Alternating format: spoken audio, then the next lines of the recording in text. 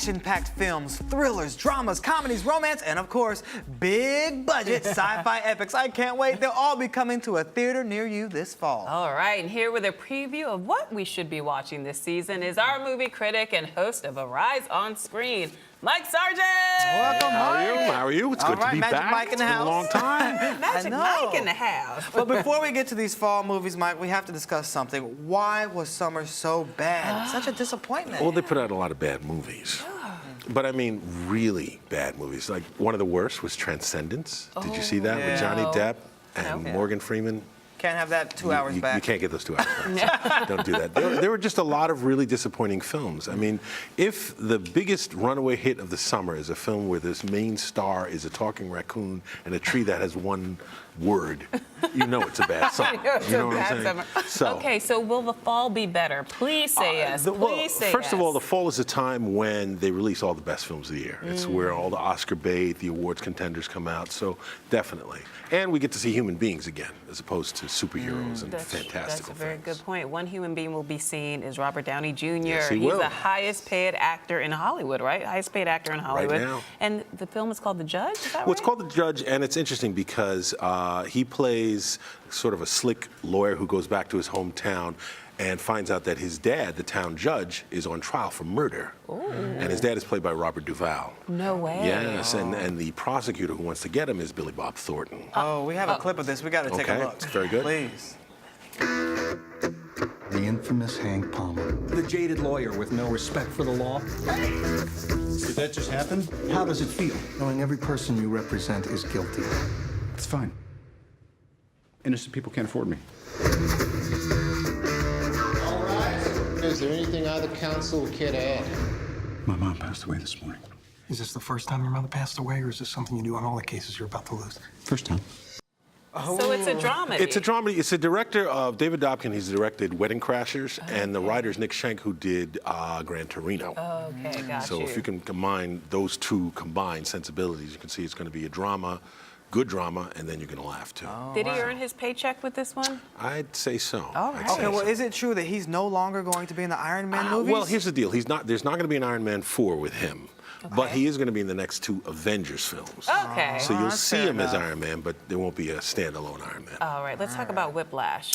Whiplash. Now, I have to say, Whiplash is a film that actually I've already seen, and it was my favorite film at Cannes. this Really? year. Okay, why? Well, you know, there are a number of reasons. It's about a music student who goes to one of the most prestigious music schools in the country because he wants to be in this band that's really well known, and it's got this really hard teacher played by J.K. Simmons. Well, you probably know him. He was J. Jonah Jameson in the Spider-Man trilogy. Yes, He played Juno's father in Juno.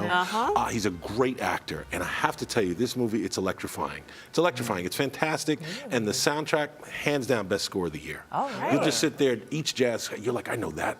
I should have that. I know that. It's just a great movie, great story, great music. Okay, Well, you another mentioned movie. Cannes. Yes. Foxcatcher. Foxcatcher is also a really good film. Yeah, the director won Best Director there, He right? won Best Director there, and he Okay. also did Moneyball, and he also did Capote. So he steered other actors to Oscars before. Okay. So I have to say, Steve Carell is not only unrecognizable, but this is such a subdued role for him to do. All right, let's And- take a look at a yeah, clip. let's take a look. And- Do you have any idea who I am? No. There's some rich guy calls you on the phone. I want Mark Schultz to come visit me. Well, I'm a wrestling coach, and I have a deep love for the sport of wrestling.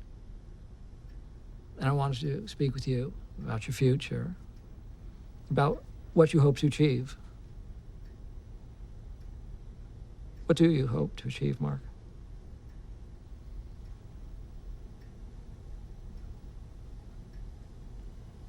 I want to be the best in the world. So that was obviously Channing Tatum. That was Channing Tatum, And who there's plays one of the already brothers. Oscar buzz surrounding this film. There is. And Channing Tatum plays one of the 2 brothers, the Schultz brothers. They were Olympic wrestlers. There's Mark and David. The other one's played by Mark Ruffalo. Okay. And it's a true story. John DuPont, who was one of the DuPonts, sponsored them, but he was somewhat obsessive, and he ended up killing the Ruffalo character, and the other brother, the Mark Schultz. And it's a pretty powerful story. Not an up film, but you'll be riveted. All right. Okay. All right, so Oscar winner Denzel Washington, he's back with another dark character. Yes, he but is. will he have a chance at another Oscar? Well, this you know, it's time? interesting. This doesn't seem like the kind of film that he would, but the buzz is that he very well may get nominated because he's that good in it. And it's called The Equalizer? It's called The Equalizer. What's it about? Well, basically, it's a sort of a reboot or a reimagining of the 80s TV series. I don't know if you remember The okay. Equalizer, I've heard about it, where yeah. he's a guy who seems sedate, but he's got these deadly skills, you know, a la Liam Neeson, and he helps Chloe Moretz in this film. People like bad Denzel. Of course, listen, he joins the list of actors who are 60 and still kicking butt. Okay, another Oscar winner, Matthew McConaughey. He's back. Yes.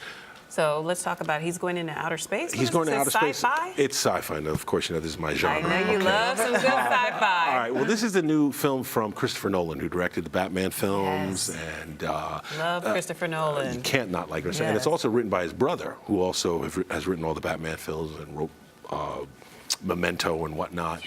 It stars McConaughey, but it's got an amazing cast. Everybody from Matt Damon to David Oyelowo is in it, and it's about, we discover a wormhole, which will allow us to pass through time. Wormhole is a phenomenon in space that allows you to travel interdimensionally, supposedly. Oh my God, you're I know, geeking I'm out already on geeking me out. already. You're Anyway, loving this. I love it. The I love wormhole, it. you love it all. It looks amazing to me, and it's the kind of film that to me, he's the kind of director that'll take it to another level. So is this year's Gravity? Probably this year. Good quote. This year's Gravity. Okay. That'll be the go. quote. Okay, now what if we just want to laugh? What movie do you have for us? Let's go see it. We just gonna... Just laugh. Probably the movie Dear White People. Okay. Okay. Dear White People is the first film from Justin Simeon. It started out, he did a trailer to raise money for a film. He wanted to raise like $25,000 in Indiegogo, but it became viral. He raised $40,000. Ended up making a feature film. It's won awards. It was a darling of Sundance. He won both Best Film and Best Director. And it's heavy on social commentary. it's correct? all social commentary, but satire is what they call it. So that seems like the movie. The trailer alone will make you Will laugh. some people be offended going to see this movie? Or...